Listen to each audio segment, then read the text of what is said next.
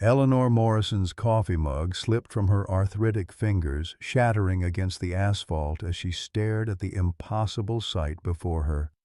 The massive German Shepherd stood motionless on the shoulder of Interstate 75, silver duct tape wrapped 3 times around his head like a grotesque blindfold, leaving only his black nose exposed in the 94-degree Ohio heat.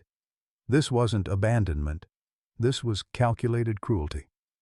A trucker behind her laid on his horn, the sound piercing the afternoon air as cars screamed past at 70 miles per hour, missing the dog's bleeding paws by mere inches.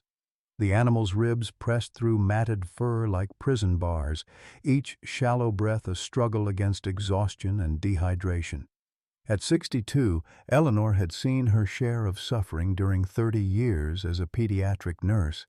But the weathered brown suitcase the dog guarded with trembling legs made her chest tighten with recognition. She'd packed similar cases for terminal children going home to die. "Sweet Jesus," she whispered, pulling her rusted Honda to the shoulder, despite her $1,400 monthly budget having no room for heroics. Who could do this to such a magnificent creature? And why was he protecting that battered suitcase like it contained his last heartbeat? Leave a like and share your thoughts in the comments along with the city you're watching from. Now, let's continue with the story.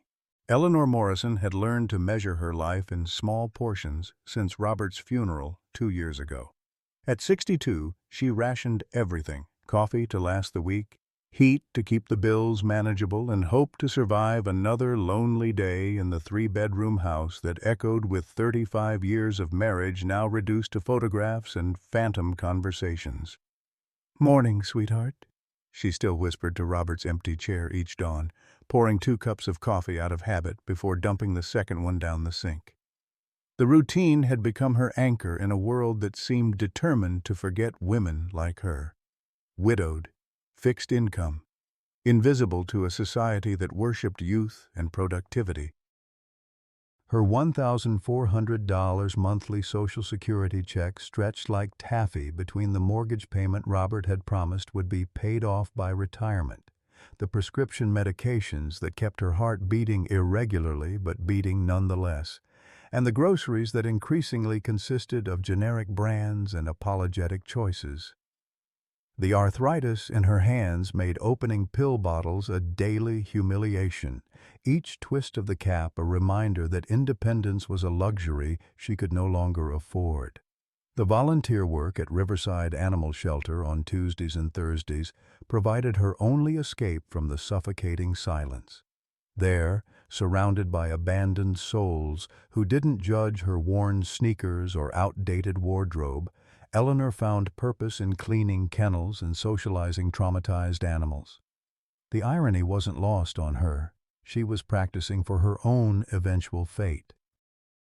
Her son Jake lived somewhere in the California haze of technology and success, their relationship reduced to perfunctory holiday phone calls where they both pretended everything was fine. 35 years old and perpetually single, Jake had mastered the art of loving his career more than anything requiring emotional investment. Eleanor had stopped asking about grandchildren, the silence on the other end of the line too painful to endure. The house itself had become a museum of better times. Robert's workshop remained untouched, his reading glasses still folded on the workbench beside a half-finished birdhouse project. The garden he'd tended with religious devotion now resembled a testament to neglect, weeds choking the roses he'd planted for their first anniversary. Eleanor couldn't bear to clear either space. Doing so felt like erasing the last evidence that their love had mattered. She'd been driving home from the shelter that scorching September afternoon, mentally calculating whether she could afford both her blood pressure medication and the electric bill this month, when she spotted the German Shepherd on the highway. Every practical instinct screamed at her to keep driving. She couldn't afford veterinary bills. She couldn't afford complications. She couldn't afford to care. But something about the dog's stance, the way he stood guard over that suitcase despite obvious suffering, reminded her of Robert during his final weeks.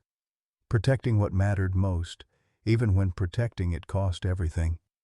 Eleanor had always been drawn to lost causes, perhaps because she recognized herself in them.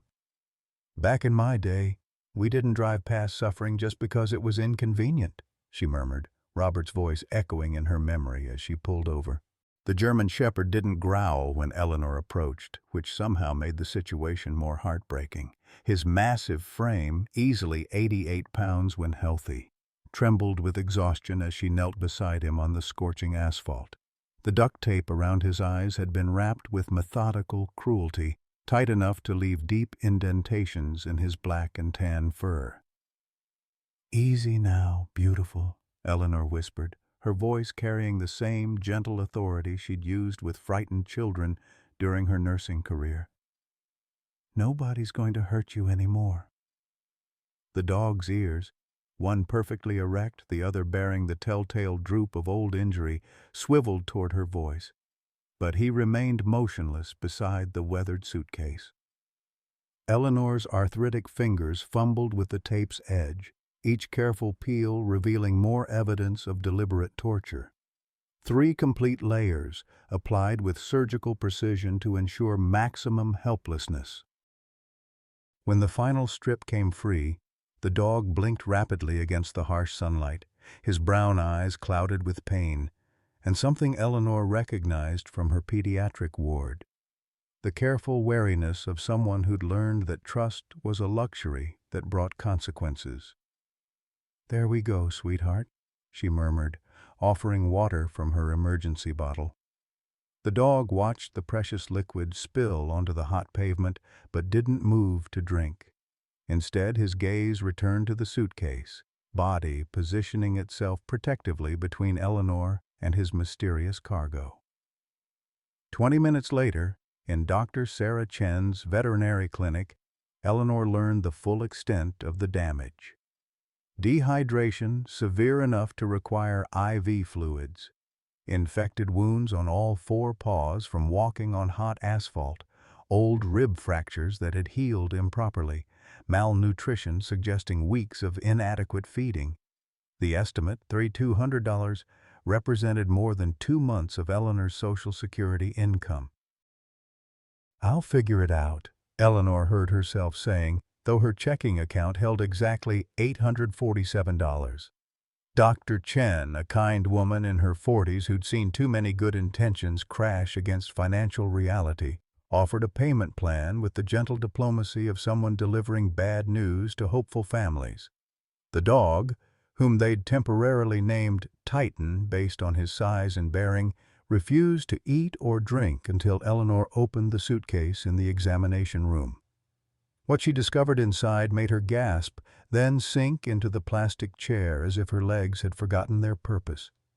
The top layer revealed a child's artwork, crayon drawings on construction paper showing a little girl with dark curls and a massive dog. "Me and Titan forever," was scrawled in purple marker across one picture. Below that, a USB drive wrapped in plastic, labeled in careful child's handwriting, "For whoever finds Titan." Beneath the electronics lay a small journal, its pages filled with 8-year-old penmanship that made Eleanor's nurse-trained eye recognize the systematic documentation of something terrible. The final layer contained $500 in small bills, 1s, 5s, and 10s, carefully rubber-banded together with a note. "For Titan's food and medicine. Thank you for finding him. Love, Emma." Dr. Chen plugged the USB drive into her office computer while Titan watched with the intensity of a soldier guarding state secrets. The screen filled with a video of a pale, beautiful child, maybe 8 years old, sitting in what appeared to be a hospital bed. Dark circles shadowed her eyes, but her voice carried startling maturity. "Hi, my name is Emma, and if you're watching this, I'm probably dead and Titan needs help." Eleanor's hand flew to her mouth. "This is my best friend. He's been taking care of me while I was sick, and now I need to take care of him."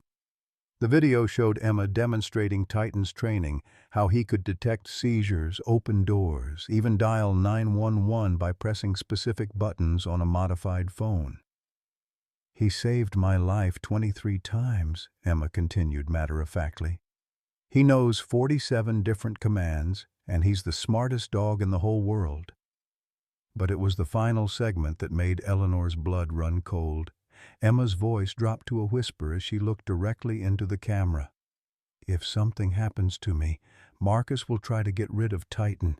He says dogs are too expensive when you don't need them anymore. But Titan isn't just a dog, he's my family. He's all the family I have." The child's next words would haunt Eleanor's dreams. "I hid something important in his collar. Something that will help you understand why Marcus isn't who he says he is. Promise me you'll protect Titan. Promise me you won't let them take him away. He's good and he's scared and he just needs someone to love him like I do." As the video ended, Titan's tail wagged for the first time since Eleanor found him, a single, tentative sweep across the examination room floor. But before Eleanor could process the full implications of what she'd witnessed, Dr. Chen's phone rang. The caller ID made both women freeze. Animal control. "We have a report about a stolen German Shepherd," the voice on the other end said. "Owner's on his way to claim him now." Marcus Hendricks arrived at the veterinary clinic 30 minutes later, and Eleanor's first impression was of a man who had perfected the art of appearing sympathetic.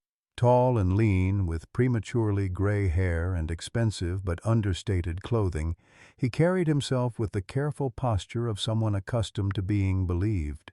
His eyes were red-rimmed, whether from genuine grief or calculated performance, Eleanor couldn't tell.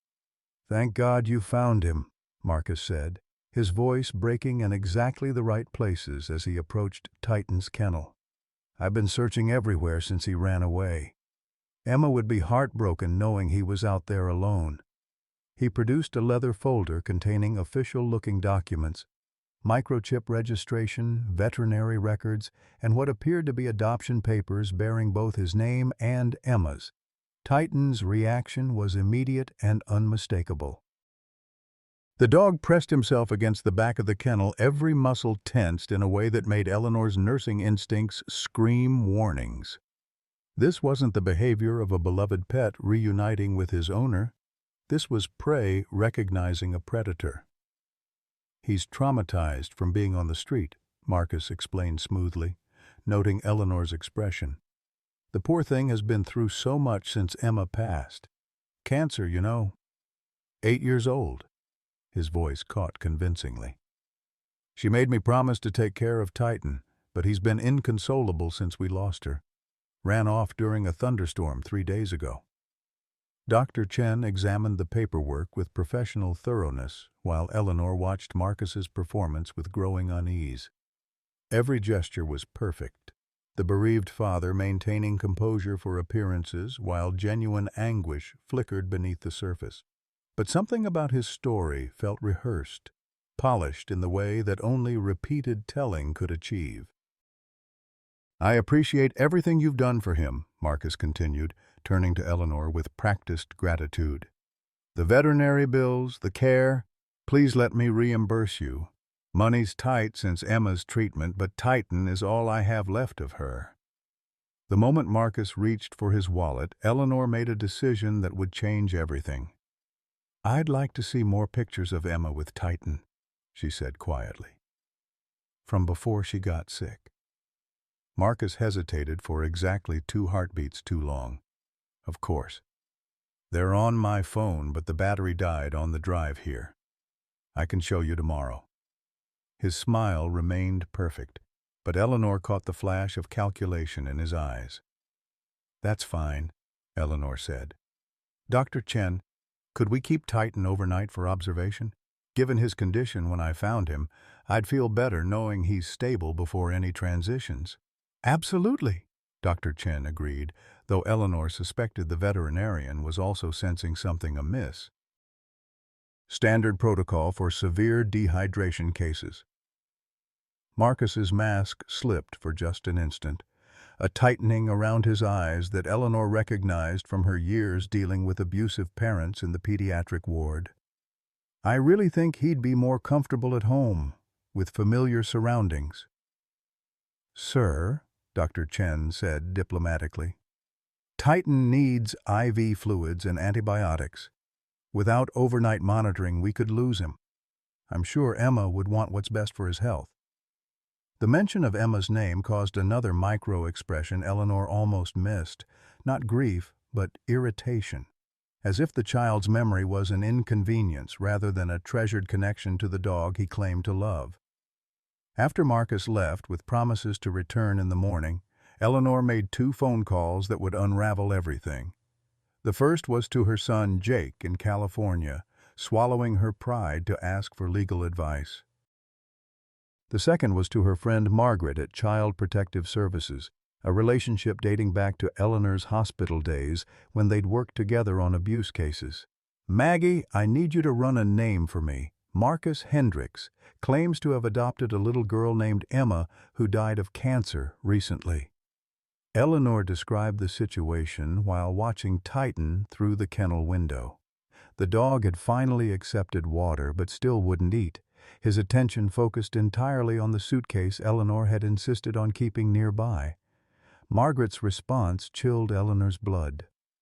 "Eleanor, honey, I've got 3 different Marcus Hendricks in our system across 4 states in the past 3 years.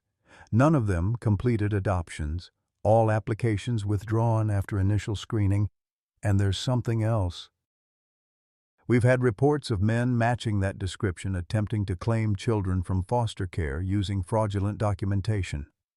While Eleanor absorbed this information, Jake called back from California with news that made her sink into Dr. Chen's office chair. "Mom, I've been working with a private investigator for 3 years. I had a daughter, Emma, her mother Emily Watson and I. It's complicated. But Emma went missing from the foster system in Kentucky 18 months ago. The girl in your video, she looks exactly like the photo Emily sent me before she died." The room spun around Eleanor as the implications crashed into her consciousness. The granddaughter she'd never known existed. The son who'd hidden an entire relationship and child from her. The man who'd claimed ownership of a dog that might be her only connection to family she'd been denied. "Jake," she whispered, "I think Emma found her way home." "Doctor."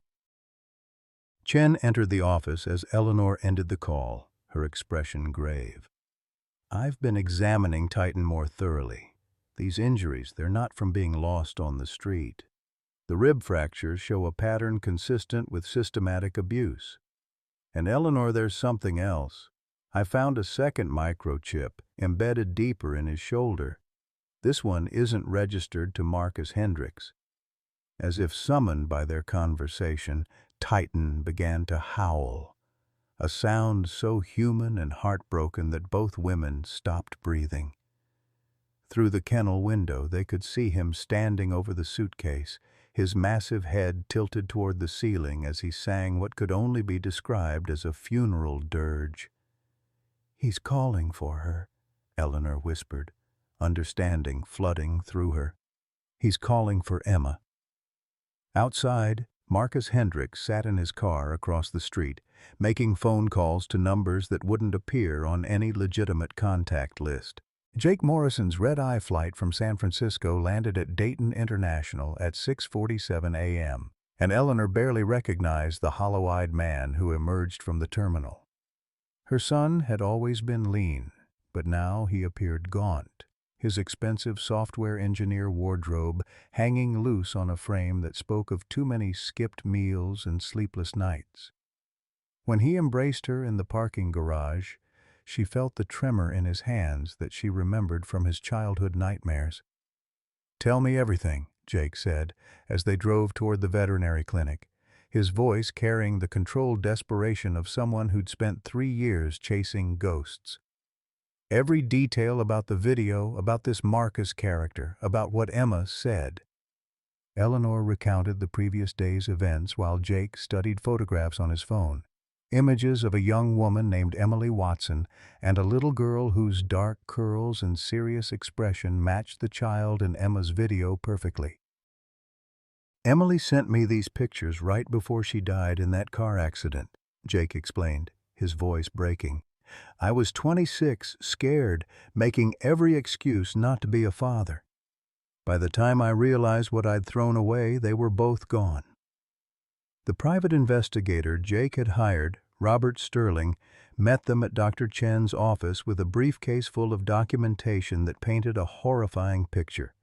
Marcus Hendricks, if that was even his real name, had moved through 6 states in 3 years, each time adopting terminally ill children from overwhelmed foster systems. The pattern was always the same: appear as a wealthy, grieving widower seeking to honor his deceased wife's memory by caring for children others had given up on. "He targets kids with expensive medical conditions," Sterling explained, spreading photographs across Dr. Chen's desk. "Sets up GoFundMe accounts, church fundraisers, community benefits. The sicker the child, the more money pours in. We estimate he's collected over $340,000 in donations across multiple identities." Eleanor's nursing background helped her understand the medical records Sterling had obtained. "These children weren't receiving proper treatment," she said, studying lab reports and prescription records. "He was keeping them sick deliberately. Enough care to prevent immediate death, but not enough to cure them. The suffering generated more sympathy, more donations." Dr. Chen's face had gone pale as she examined photos of 6 children who had died in Marcus's care over the past 3 years. Each death had been attributed to their underlying conditions, and Marcus had played the bereaved father perfectly at every funeral, collecting final donations for memorial funds that disappeared shortly after the services. "Emma was different," Sterling continued. "She lasted longer than the others, 18 months, either because her leukemia was more treatable or because she was smarter. Maybe both." He pulled out a thick folder labeled "Watson Emma Investigation Notes." "Our phone records show she was secretly calling child welfare hotlines, hospital social workers, anyone who would listen. But who believes an 8-year-old making accusations against her seemingly devoted adoptive father?" Jake's hands clenched into fists as he absorbed the magnitude of his daughter's suffering. "She was trying to save herself while I was playing video games and dating app girls, pretending I didn't have a daughter out there who needed me." The second USB drive, extracted from Titan's collar that morning, revealed the full scope of Emma's intelligence and planning. Unlike the first video meant to be found by strangers, this recording was addressed specifically to family she'd never met but somehow known existed. "Hi, Daddy Jake." Emma's voice filled the room from Dr. Chen's laptop. "I know you don't know about me, but Mommy Emily told me stories about you before she died. She said you lived in California and built computer programs and that you were scared of being a daddy, but that you had a good heart." Eleanor gripped Jake's hand as Emma continued, her 8-year-old voice carrying wisdom that should have been impossible. "I'm making this video because I'm going to die soon, and I need you to know it's not your fault. Mommy said you were young and scared when she told you about me, and that sometimes people run away from love because they think they don't deserve it." The video showed Emma in what appeared to be a bedroom, but Eleanor's trained eye caught details that revealed the truth. Bars on the windows disguised as decorative ironwork, a door that locked from the outside, medical equipment that belonged in a hospital, not a home. Titan lay beside Emma on the bed, his massive head resting protectively across her small body. "Marcus isn't my real daddy, and he's not a good man," Emma continued matter-of-factly. "He takes kids like me who are sick and uses our sickness to get money from nice people who want to help. Then he makes sure we stay sick so the money keeps coming. I've been pretending to be sicker than I am for 6 months, writing down everything he does, recording conversations when he doesn't know. Sterling fast-forwarded through hours of hidden camera footage Emma had somehow captured. Marcus denying her pain medication, diluting her chemotherapy drugs, coaching her on what to say to visiting social workers. The systematic nature of the abuse was breathtaking in its calculated cruelty. "But here's the important part, Daddy Jake," Emma said, looking directly into the camera with eyes far too old for her face. "I trained Titan to remember things, places where Marcus keeps other kids, houses where he hides money, phone numbers of bad people who help him. He's like a computer that stores everything important." Eleanor watched in amazement as Emma demonstrated Titan's abilities. The dog could differentiate between dozens of scent samples, identifying specific locations by smell alone. He'd been trained to recognize and alert to certain chemicals, the smell of fear, of sickness, of death. Most incredibly, Emma had taught him a complex series of routes through multiple states, each one leading to evidence that could bring down Marcus's entire operation. "The suitcase has everything," Emma continued. "Maps, phone records, bank account numbers, pictures of all the other kids. I wrote it all down because I know grown-ups don't always believe kids, but they believe papers and proof. Titan will show you where to find the rest." The video's final segment showed Emma, clearly much sicker, speaking directly to Eleanor, though they'd never met. "Grandma Eleanor, I know about you from the stories Daddy Jake told Mommy. He said you were a nurse who took care of sick kids, and that you had gentle hands and made the best chocolate chip cookies in Ohio. I'm sorry I never got to meet you, but I know you'll take good care of Titan for me." As the recording ended, Dr. Chen announced that the second microchip in Titan's shoulder contained encrypted data, bank account numbers, GPS coordinates, and phone records that painted a picture of a criminal network spanning 8 states. The FBI had been contacted and were en route, but Marcus Hendricks wasn't waiting for federal intervention. Sterling's phone buzzed with an urgent text from his surveillance team. Marcus had been spotted at 3 different locations overnight, removing evidence and liquidating assets. "He knows we're on to him," Sterling said grimly, "which means he's going to make a move on Titan soon. That dog is the only witness who can lead us to his other victims." Eleanor's phone rang, and Marcus's smooth voice filled the room. "Mrs. Morrison, I've been thinking about our conversation yesterday, and I realize I was hasty. Perhaps Titan would be better off with someone who can give him the attention he needs. I'd be willing to sign over ownership rights for, say, $50,000, a fair price for a trained protection dog." "$50,000? Eleanor repeated, loud enough for the others to hear. "Mr. Hendricks, I'm a widow on Social Security. I don't have that kind of money." "Then perhaps we can work out another arrangement," Marcus said, and Eleanor heard the subtle threat beneath his polite tone. "I'd hate for Titan to have another accident. Dogs that aggressive sometimes hurt people. Animal control tends to put down biters, you know." Jake grabbed the phone. "This is Jake Morrison, Mrs. Morrison's son. I'm flying in from California with my attorney, and we'll have our own veterinarian examine Titan for signs of abuse. If we find evidence that you've harmed this dog, we'll prosecute to the full extent of the law." The silence on the other end stretched for 10 seconds before Marcus's voice returned, all pretense of civility gone. "Mr. Morrison, you have no idea what you're interfering with. That dog belongs to me legally, and I'll be at the clinic at noon tomorrow with a court order. I suggest you don't try to prevent me from claiming my property." After the call ended, Sterling outlined their options, none of them promising. "Legally, Marcus has documentation showing ownership. Even if we suspect fraud, proving it takes time we don't have. He could walk out with Titan tomorrow, and once that dog disappears into Marcus's network, we'll never find him again." Eleanor looked through the window at Titan, who had finally eaten a small meal but remained focused on the suitcase as if guarding nuclear secrets.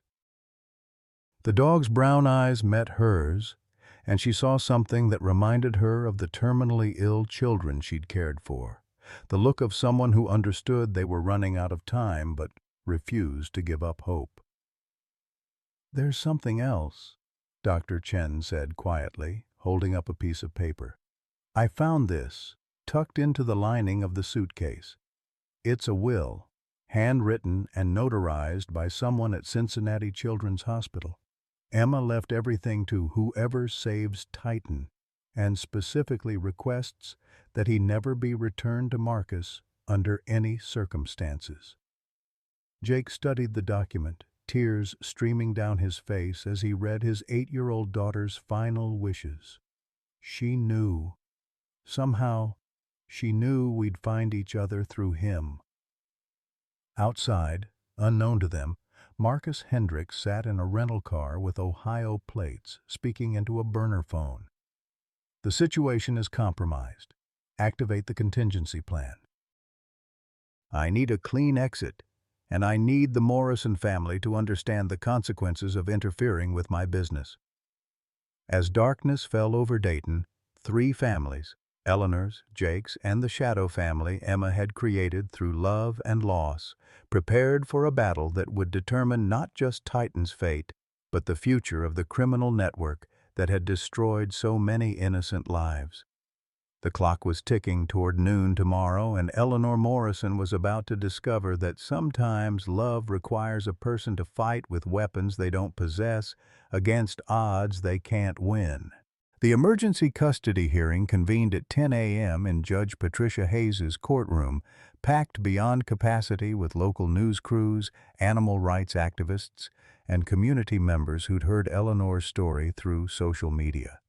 Judge Hayes, a stern woman in her 50s with steel-gray hair and reading glasses that could cut glass, had seen enough family court drama to recognize when something deeper than pet ownership was at stake. Marcus Hendricks arrived with a legal team that screamed expensive, 3 attorneys in tailored suits carrying briefcases full of documentation. His lead counsel, William Brennan, was known throughout Ohio for his aggressive tactics and his ability to make sympathetic defendants out of questionable clients. Marcus himself had undergone a transformation overnight, appearing in a perfectly fitted black suit with a memorial pin bearing Emma's photo on his lapel. Eleanor sat in the plaintiff's section with Jake and a hastily hired public defender named Maria Santos, a young Latina woman who specialized in family law but had never handled a case quite like this. Their evidence consisted of Emma's videos, Titan's medical records, and Sterling's investigative files, compelling to anyone with common sense but lacking the official stamps and signatures that courtrooms demanded. "Your Honor," Brennan began, "my client is a grieving father who lost his adopted daughter to leukemia 6 months ago. Emma Watson Hendricks was the light of his life, and her therapy dog Titan represents his last connection to her memory. Mrs. Morrison, while well-intentioned, discovered this animal abandoned due to my client's medical emergency and has now become emotionally attached in a way that clouds her judgment." Brennan produced a medical report claiming Marcus had suffered a heart attack 3 days earlier, causing him to become disoriented and accidentally lose Titan during a thunderstorm. Hospital records, signed statements from neighbors, and even a veterinarian's testimony about Titan's aggressive behavior toward strangers painted a picture of a loving father temporarily separated from his deceased daughter's beloved pet. Furthermore, Brennan continued, Mrs. Morrison has admitted to opening private property, the suitcase, and viewing confidential materials, including my client's personal videos of his daughter. This violation of privacy demonstrates a concerning pattern of boundary violations. Eleanor felt the courtroom's energy shift as Brennan methodically dismantled their position.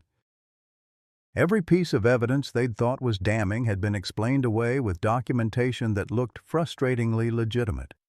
Marcus played his part perfectly, dabbing at his eyes when Emma was mentioned, and showing genuine concern for Titan's welfare. When Maria Santos presented their case, she focused on Titan's medical condition and Emma's videos, but Judge Hayes interrupted frequently with questions about chain of custody and the legality of their evidence. Counselor, while these videos are disturbing, how do we know they weren't edited or taken out of context? Mr. Hendricks appears to be caring for a sick child in a medical setting. Your Honor, Santos replied, we have expert testimony that these injuries to Titan are consistent with systematic abuse, not accidental. Objection, Brennan interjected.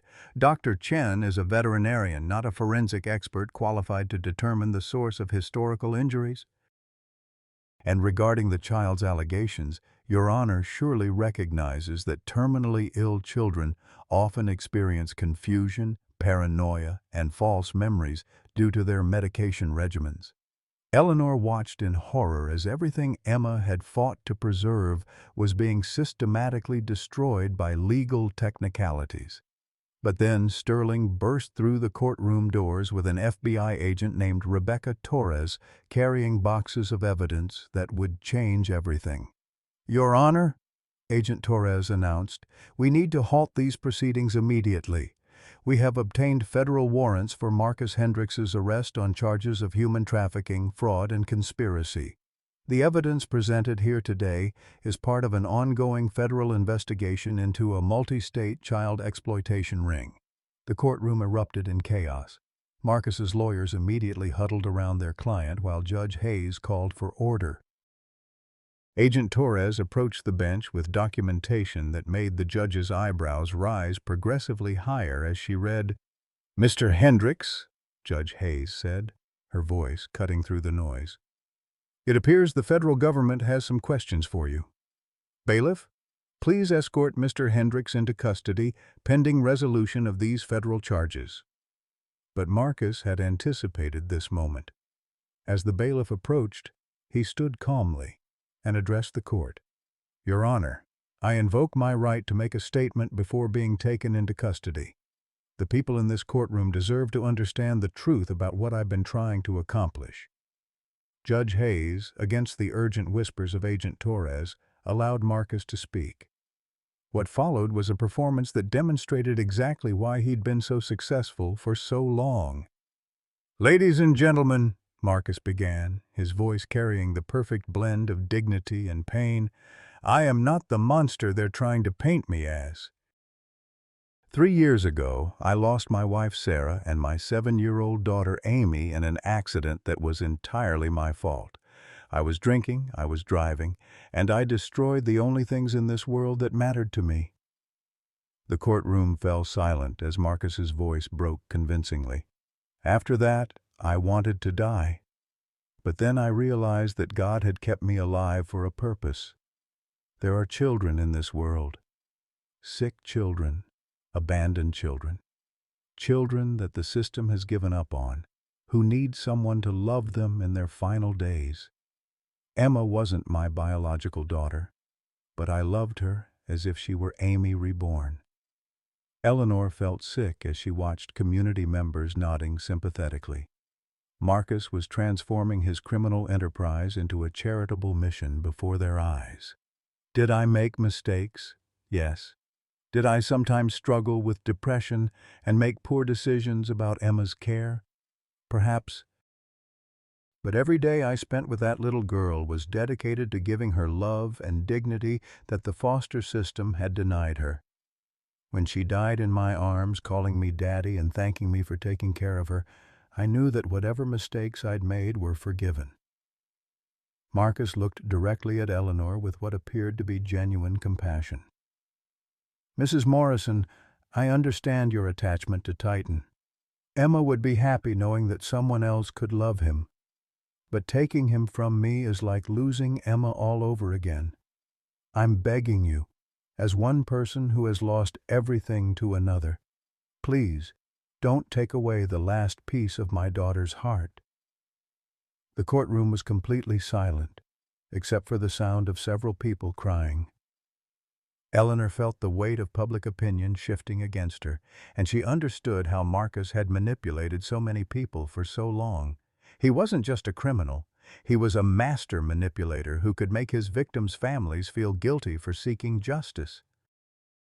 But then Jake stood up, his voice shaking with rage and grief.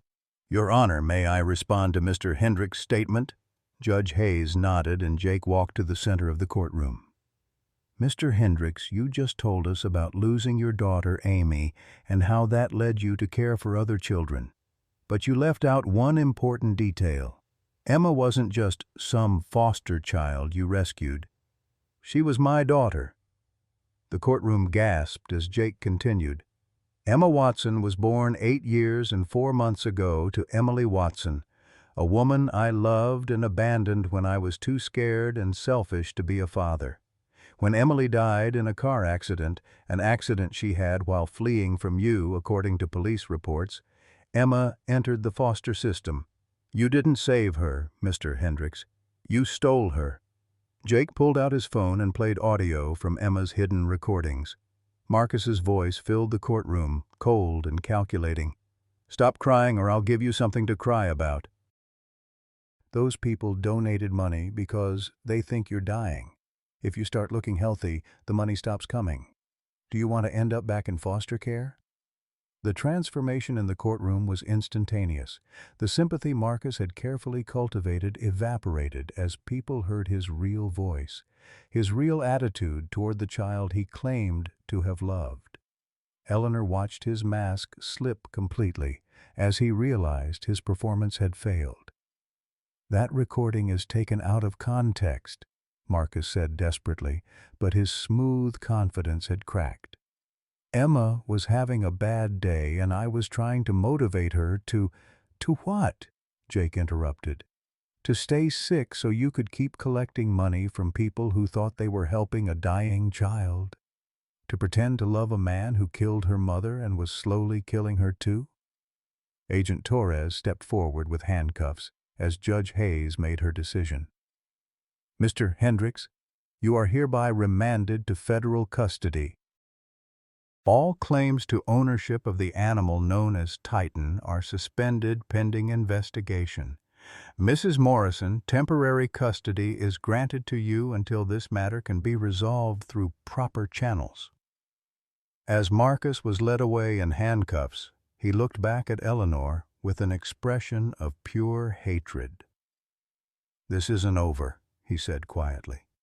"You have no idea what you've gotten yourself into." Eleanor felt a chill run down her spine, but when she looked through the courtroom window at Dr. Chen's clinic across the street, she could see Titan standing at the window, his tail wagging for the first time since she'd found him. Somehow, the dog knew that the first battle had been won. But Agent Torres's grim expression suggested that the war was far from over. "Mrs. Morrison," she said quietly, "we need to talk. Marcus Hendricks didn't work alone, and his associates are still out there." "Taking custody of Titan might have made you a target." Eleanor looked at Jake, then at the community members who were still processing what they'd witnessed. "Agent Torres," she said with the quiet strength that had sustained her through 30 years of nursing and 2 years of widowhood, "I've been a target my whole life. Of poverty, of loneliness, of a world that thinks women my age don't matter anymore. But Emma trusted me with Titan, and I'm not going to let her down now." As they left the courthouse, Eleanor realized that finding Titan had given her something she'd thought was lost forever, a purpose worth fighting for, no matter the cost. The phone call came at 3:17 a.m., 3 days after Marcus's arrest. Eleanor woke to Titan's low growling, a sound she'd never heard from him before, coming from the living room where he'd been sleeping peacefully beside Emma's suitcase. The caller ID showed unknown, but the voice that greeted her was chillingly familiar. "Mrs. Morrison, this is Detective Ray Phillips, Dayton Police. I'm sorry to call so late, but we have an emergency situation at the veterinary clinic. There's been a break-in and Dr. Chen has been injured. We need you to come down and identify what might be missing." Eleanor's blood ran cold as she processed the implications. "Is Dr. Chen all right? What happened?" "She's stable but unconscious. Ma'am, I need to ask, is the dog with you?" because whoever did this was specifically looking for a German Shepherd. As Eleanor hung up, Jake emerged from the guest bedroom where he'd been staying since the trial. "Mom, what's wrong?" "Titan's been agitated for the past hour." Eleanor quickly explained the call while they both dressed, but something felt wrong. Titan's behavior had shifted from protective alertness to something approaching terror. The dog kept running to the front window, then back to Eleanor, whining in a way that seemed to be saying, "Danger is coming." They were loading Titan into Jake's rental car when Eleanor's neighbor, Mrs. Patterson, appeared on her front porch in her bathrobe. "Eleanor, honey, there have been strange cars circling the block for the past 2 hours. Different makes, different drivers, but they all slow down when they pass your house." Jake's phone buzzed with a text from an unknown number. "We have Dr. Chen.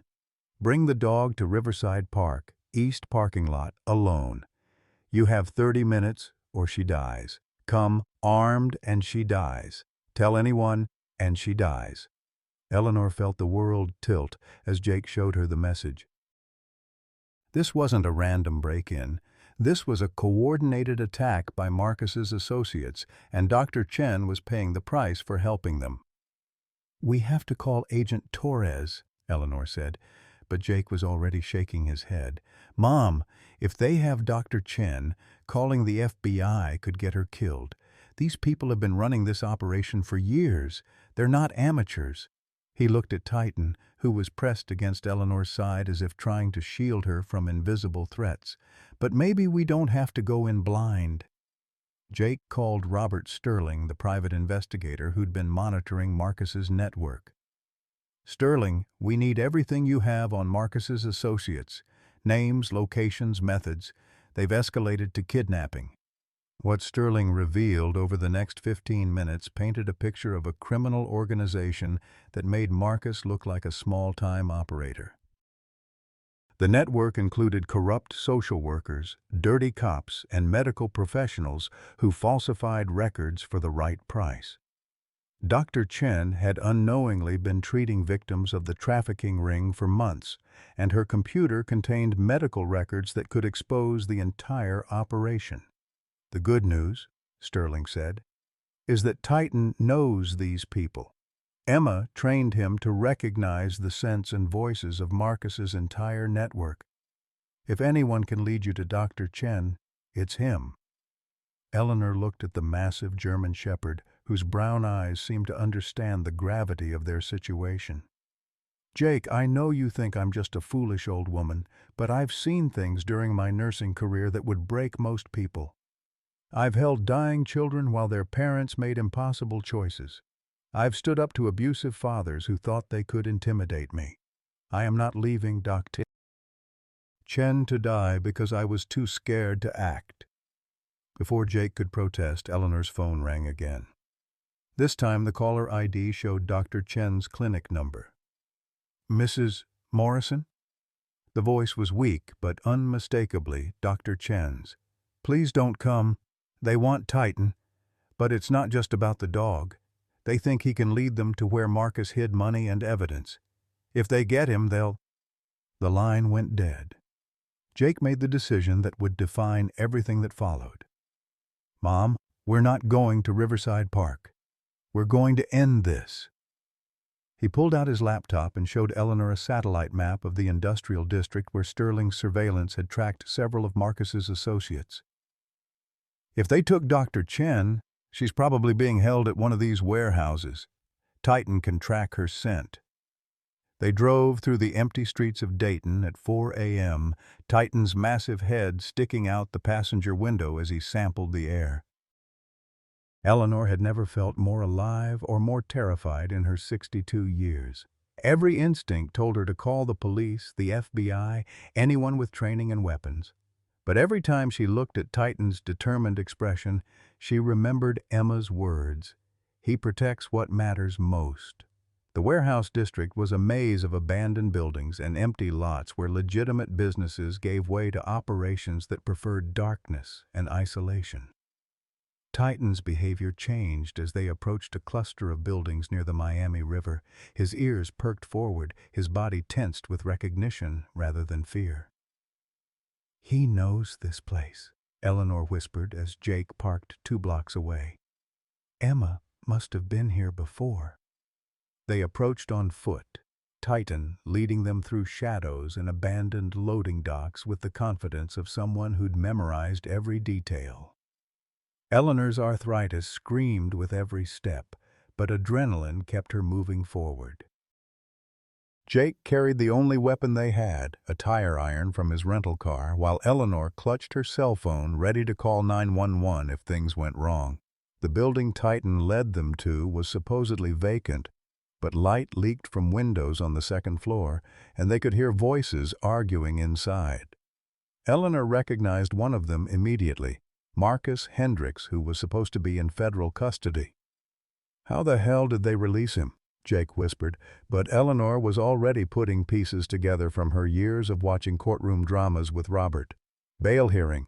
His lawyers probably argued he wasn't a flight risk because of his community ties and grief over losing Emma.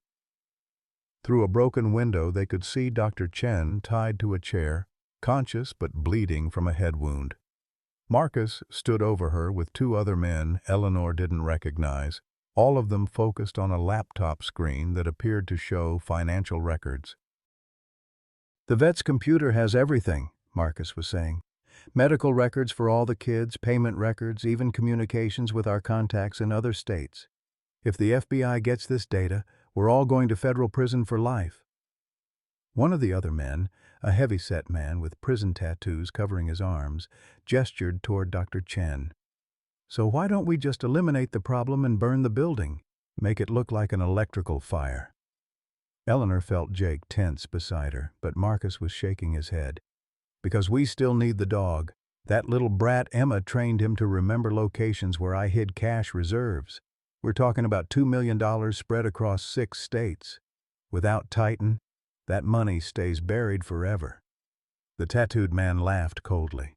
"Then we get the dog, make him show us the money, and eliminate all the witnesses. Clean slate." Eleanor had heard enough. While Jake was focused on finding a way inside, she pulled out her phone and called 911, whispering their location and the situation. But as she was speaking, Titan suddenly bolted toward the building, disappearing through a gap in the loading dock before either Eleanor or Jake could stop him. The sound of barking erupted from inside the warehouse, followed by shouting and the crash of furniture being overturned. Eleanor and Jake ran toward the building as gunshots rang out, Eleanor's heart stopping as she imagined Titan lying bleeding on the warehouse floor. But when they reached the loading dock, they found chaos. Titan had somehow gotten inside and was systematically destroying the laptop while Marcus and his associates tried to corner him. The dog's size and training made him nearly impossible to catch in the confined space, and every time someone got close, he would knock them down and return to his mission of destroying evidence. "Doctor." Chen, still tied to her chair, was shouting directions to Titan in what appeared to be commands Emma had taught him. "Guard! Protect! Search and destroy!" Eleanor realized with dawning amazement that Emma had anticipated this exact scenario. She'd trained Titan not just to find hidden money, but to destroy any evidence that could help Marcus's network escape justice. The dog wasn't just protecting Dr. Chen, he was completing Emma's final mission. As sirens wailed in the distance, Eleanor understood that the real battle was just beginning. The FBI tactical team that stormed the warehouse found a scene that would haunt Eleanor's dreams for months afterward. Dr. Chen was unconscious, her chair overturned during the chaos, blood pooling beneath her head from a fresh wound. Marcus Hendricks lay motionless near the destroyed laptop, his expensive suit torn and stained, while his 2 associates were attempting to flee through a back exit when federal agents intercepted them. But it was Titan's condition that made Eleanor's world collapse. The magnificent German shepherd was sprawled against the far wall, his black and tan coat matted with blood from multiple gunshot wounds. His breathing was shallow and labored. but his eyes remained fixed on Eleanor as she rushed to his side, ignoring the federal agents who were trying to secure the crime scene. "No, no, no," Eleanor whispered, kneeling beside Titan despite the protest from her arthritic knees. "You did it, boy. You finished Emma's mission. You can't give up now." The dog's tail managed one weak wag as Eleanor's tears fell onto his fur, but Agent Torres was already beside them with grim news. "Mrs. Morrison, we need to get him to an emergency veterinary hospital immediately. The nearest trauma center for animals is 45 minutes away, and honestly—" She didn't finish the sentence, but Eleanor understood. Titan was dying, and they were out of time. Jake appeared with a blanket from his car, and together they carefully lifted Titan's 88-pound frame, the dog whimpering softly but not resisting. Eleanor found herself remembering Emma's words from the video. "He saved my life 23 times. Now it was their turn to save his." The drive to the emergency animal hospital was a blur of racing through empty, pre-dawn streets, while Eleanor held pressure on Titan's wounds and whispered every prayer she remembered from her childhood. Jake drove with the desperate precision of someone who'd already lost too much, his knuckles white on the steering wheel as he ran red lights and ignored speed limits. "He's going to make it, Mom," Jake said, though his voice carried no conviction. "Dogs this strong don't give up easily." Eleanor looked down at Titan's face, noting how much he resembled the German shepherds from her childhood in rural Ohio. "He's not fighting for himself," she said quietly. "He's fighting because Emma asked him to protect us, and he's not done yet." At the animal hospital, Dr. Rebecca Walsh emerged from emergency surgery 3 hours later with the exhausted expression Eleanor recognized from her own nursing days.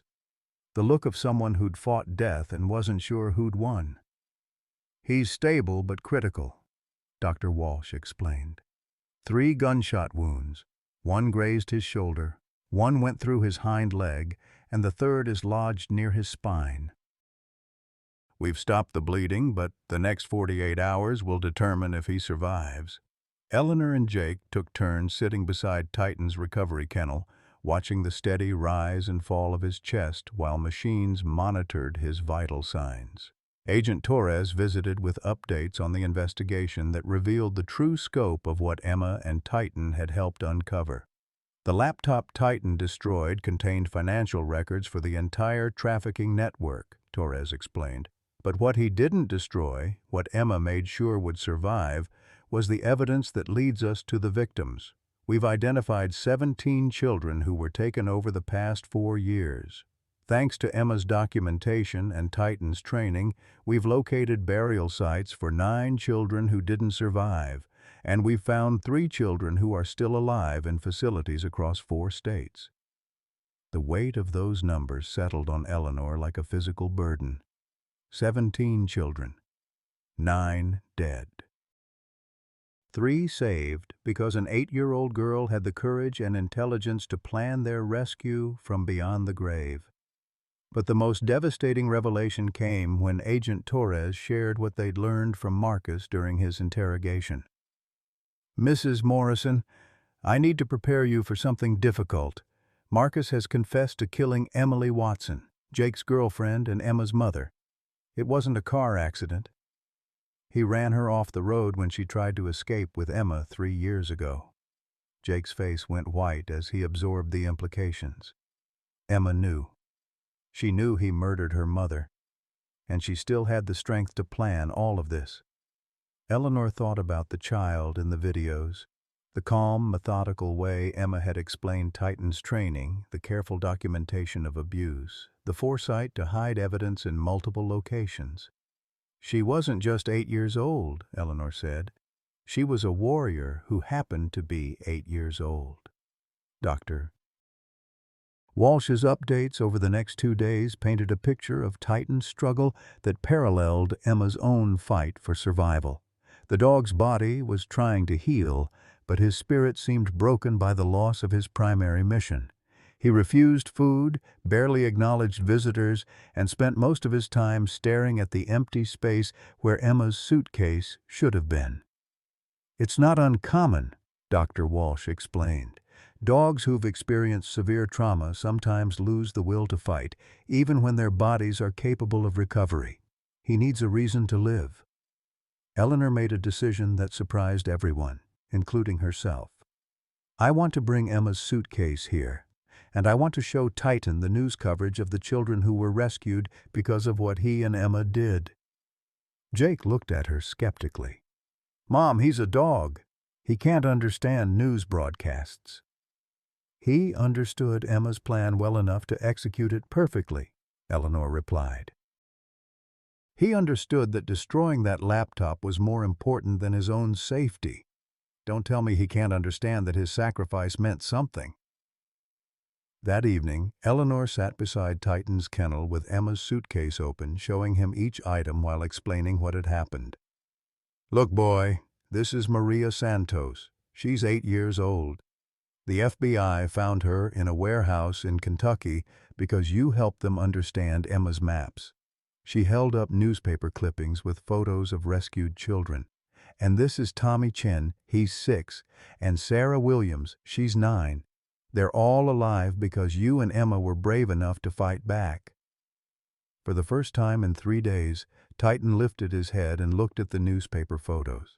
His nose twitched as he caught Emma's scent on the suitcase, and Eleanor saw something flicker in his brown eyes, not just recognition, but understanding. Agent Torres arrived with news that would change everything. "Mrs. Morrison, there's something else Emma left for you. We found a safety deposit box registered under a false name but paid for with money. Emma somehow saved from her allowance. Inside was another video, addressed specifically to whoever saved Titan." They watched the final recording on Dr. Walsh's office computer. Emma appeared even sicker in this video, clearly filmed during her last days. But her voice carried absolute certainty about what she needed to say. "If you're watching this, it means Titan survived long enough to complete our mission, and you cared enough about him to fight for his life. That makes you family." Emma paused to cough, the sound heartbreaking in its frailty. "I know Titan is probably sad because he thinks he failed me, but he didn't fail. He succeeded in ways I never could have imagined." Emma looked directly into the camera with eyes far too old for her 8-year-old face. "Grandma Eleanor, I know you're watching this because Titan only responds to people with good hearts, and he would have led the police to you first. I need you to tell him something for me. Tell him that he's not my protector anymore, he's yours. Tell him that his new job is to learn how to be happy again because that's what I want more than anything." The video ended with Emma reaching toward the camera, her small hand seeming to extend through the screen. "I love you, Titan. I love you, Daddy Jake. I love you, Grandma Eleanor. Take care of each other." Eleanor looked through the office window at Titan, who had somehow sensed their conversation about him and was now standing at his kennel door, tail wagging weakly but determinedly. "Dr. Walsh," Eleanor said, "I think he's ready to come home." But as they prepared for Titan's discharge, Agent Torres received a phone call that made her face go pale. Marcus Hendricks escaped federal custody during transport to his arraignment. "He's been missing for 6 hours, and we have reason to believe he's headed back to Dayton." Eleanor felt the familiar chill of fear, but this time it was accompanied by something else, a fierce determination that surprised her. She'd found her granddaughter's dog, helped expose a criminal network, and watched a child's courage inspire an entire community. Marcus Hendricks had already taken too much from too many people. He would not take Titan. 6 months later, Eleanor Morrison stood in the kitchen of her transformed home, watching through the window as Titan played gently with 3 children in the backyard that had once been Robert's neglected garden. The German Shepherd's recovery had been nothing short of miraculous, not just physically, but emotionally. The dog, who had once guarded Emma's suitcase with desperate determination, now spent his days teaching rescued children that trust was possible again. Maria Santos, age 8, had been the first child placed in Eleanor's care through the new foster program established after Marcus's network was exposed. The little girl had arrived 3 months earlier, speaking only Spanish and flinching at sudden movements. Now she chattered constantly in both languages while braiding flowers into Titan's fur, the dog's patience infinite as he submitted to her gentle ministrations. Tommy Chen, 6 years old, and Dr. Chen's nephew, had come to them after his aunt's full recovery from her injuries. The boy had selective mutism triggered by witnessing his parents' deaths in a car accident. But Titan seemed to understand silence in ways that invited healing rather than forced conversation. Eleanor often found them sitting together in companionable quiet, the boy's small hand resting on the dog's massive head. The newest addition was Sarah Williams, a 9-year-old whose rescue from Marcus's network had made national headlines. She'd been with Eleanor for only 2 weeks, but Titan had immediately appointed himself her guardian, sleeping outside her bedroom door and accompanying her to therapy appointments with the steady presence of someone who understood trauma's lasting echoes. "Grandma Eleanor," Maria called from the garden, her English now confident and joyful. "Titan says the tomatoes are ready for picking." Eleanor smiled at the child's certainty that she could communicate with Titan telepathically. In truth, the dog did seem to possess an almost supernatural ability to understand what each child needed, when to offer comfort, when to encourage play, when to simply exist as a steady presence in lives that had known too much chaos. Jake emerged from his home office, which had once been Robert's workshop, carrying architectural plans for the addition they were building. Eleanor's son had relocated permanently to Dayton, selling his San Francisco condo to fund Emma's Haven, the specialized foster care facility they were creating in the converted garage and expanded backyard. "The state inspector approved our plans," Jake announced, his voice carrying the satisfaction of someone who'd found purpose after years of aimless success. "We'll be licensed for 6 children by Christmas, with Titan as our certified therapy dog." Eleanor felt tears threaten as she watched her son interact with the children. Jake had thrown himself into fatherhood with the intensity of someone making up for lost time, studying child psychology, attending parenting classes, and learning to braid hair with the dedication he'd once reserved for computer programming. The front doorbell chimed, and Eleanor opened it to find Dr. Chen standing on the porch with a picnic basket and a broad smile. The veterinarian had become like family over the past months, her own recovery intertwined with Titan's in ways that seemed ordained rather than coincidental. "I brought homemade dog treats and that potato salad Tommy loves," Dr. Chen announced, stepping into the warmth and chaos that had replaced Eleanor's former silence. "And I have news about the foundation." The Emma Watson Memorial Foundation had grown beyond anything Eleanor had imagined possible. Started with the reward money from Marcus's capture, he'd been found 3 weeks after his escape, hiding in a cabin in West Virginia. The foundation now funded foster care reform, therapy dog training, and support for families affected by child trafficking. "We've received a $500,000 donation from an anonymous benefactor," Dr. Chen continued, "someone who read about Emma's story and wanted to ensure that other children have the chance she never got."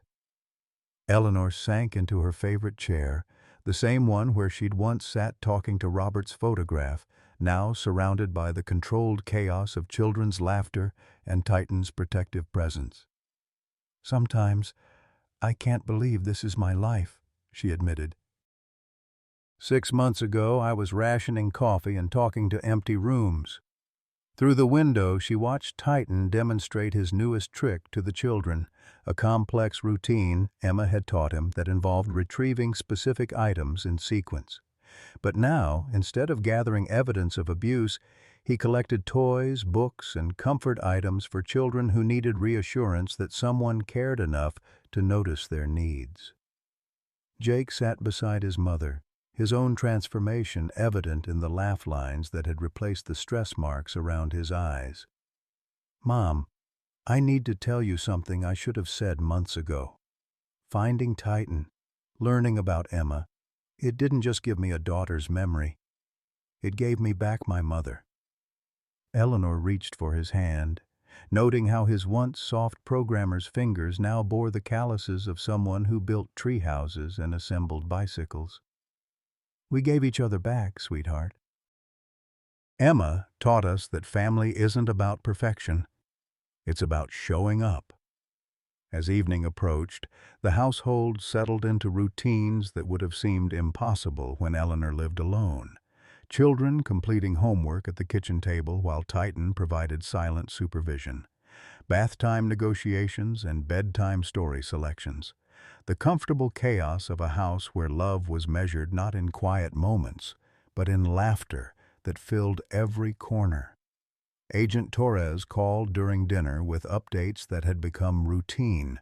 More arrests in Marcus's network, more children rescued, more families reunited. Marcus himself had been sentenced to life in federal prison, his charm finally unable to overcome the mountain of evidence Emma and Titan had preserved. The last of the co-conspirators was sentenced today, Torres reported. 47 people convicted across 8 states, and Mrs. Morrison, the judge, specifically mentioned Emma's courage in her closing remarks. She said that little girl probably saved more lives than most adults manage in a lifetime. After the children were asleep, Eleanor and Jake sat on the back porch with Titan between them, watching fireflies dance in the garden Robert would barely recognize. The dog's head rested on Eleanor's lap, while his tail occasionally thumped against Jake's leg, a contentment that seemed to encompass all of them. "Do you think she knows?" Jake asked quietly.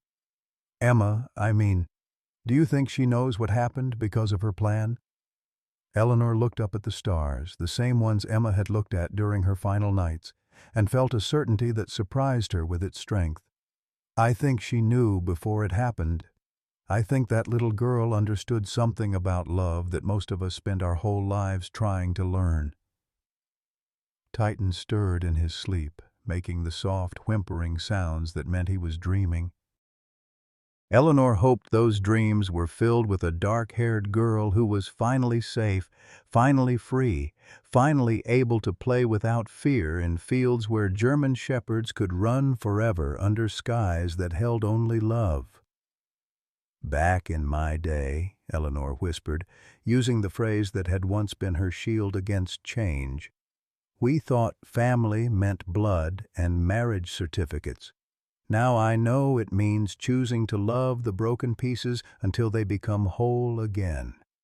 In the morning, there would be breakfast chaos and therapy appointments, homework help and playground adventures. There would be Titan's gentle patience teaching children that not all authority figures caused pain, and Eleanor's steady presence showing them that some adults could be trusted to stay.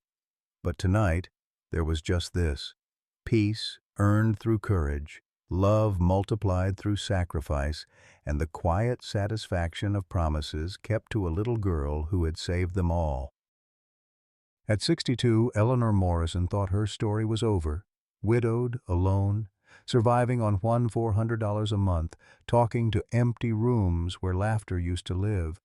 Like so many of us who've reached what society calls retirement age, she felt invisible, forgotten, useless in a world that worships youth. But sometimes God sends angels with 4 paws and broken hearts to remind us that our most important chapters are still unwritten. When Eleanor found Titan blindfolded and abandoned on that highway, she didn't just save a dog. She discovered that love doesn't have expiration dates, that families can be born from the most unlikely circumstances, and that at any age, we can still be heroes in someone else's story.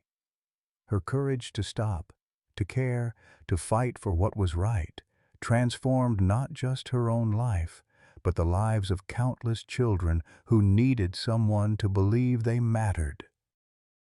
Eleanor's house went from echoing with loneliness to overflowing with purpose, proving that sometimes our greatest adventures begin when we think we're too old to matter. Your story isn't over. It's waiting for you to write the next chapter. Have you ever found unexpected purpose after loss? What small act of kindness changed your life forever? Share your story below. Your words might be exactly what someone else needs to hear today.